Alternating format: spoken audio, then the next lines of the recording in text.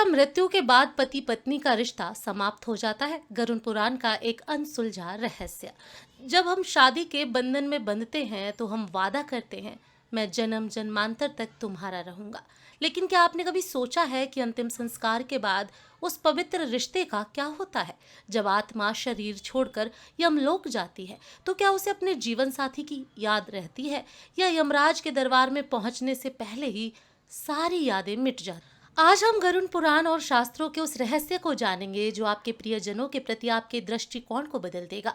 Video को अंत तक देखें क्योंकि यह सत्य हम सभी का इंतजार कर रहा है। शास्त्रों के अनुसार शरीर नश्वर है लेकिन आत्मा अमर है। मृत्यु के बाद पहले 10 से 12 दिनों तक आत्मा अपने ही घर में रहती है, वह भ्रम में फंसी रहती है।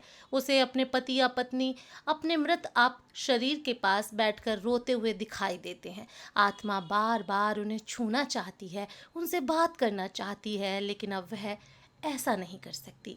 गरुड़ पुराण कहता है यदि पति पत्नी के बीच अत्यधिक प्रेम हो तो एक के मृत्यु के बाद दूसरे के गहरे दुख की ऊर्जा मृत आत्मा को परलोक जाने से रोक सकती है। तब आत्मा एक विचित्र पीड़ा में फंस जाती है, न वह इस लोक में रह पाती और ना ही परलोक जा पाती। इसीलिए शास्त्रों में कहा गया है अत्यधिक शोक करना आत्मा के लिए हानिकारक होता है।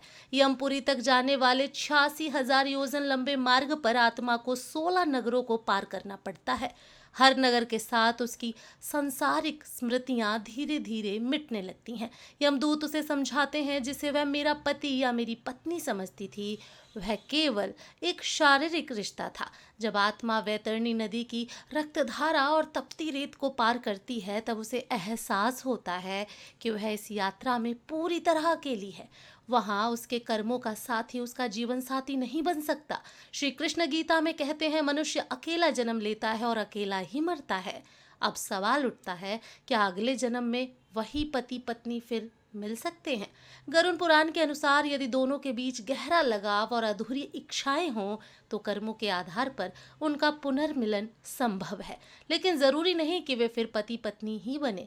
वे पिता पुत्री, माता पुत्र या दो मित्र के रूप में भी जन्म ले सकते हैं, क्योंकि आत्मा का कोई लिंग नहीं होता। कर्म ही तय करते हैं कि कौन किससे फिर मिलेगा।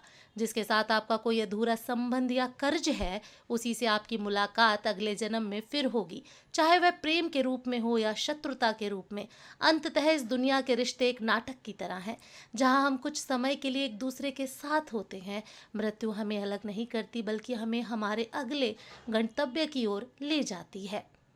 इसीलिए जब तक हम जीवित हैं एक दूसरे की भावनाओं को ठेस न पहुंचाएं, निस्वार्थ प्रेम करें, माया में नहीं सच्चाई में विश्वास रखें, क्योंकि मृत्यु के बाद न घर साथ जाएगा न धन, सिर्फ आपके कर्म और आपका प्रेम ही आपके साथ रहेगा।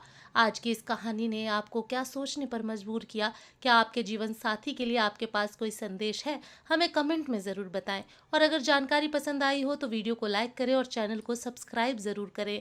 यदि आप ये वीडियो फेसबुक पेज पर देख रहे हैं तो पेज को फॉलो करना ना भूलें। धन्यवाद।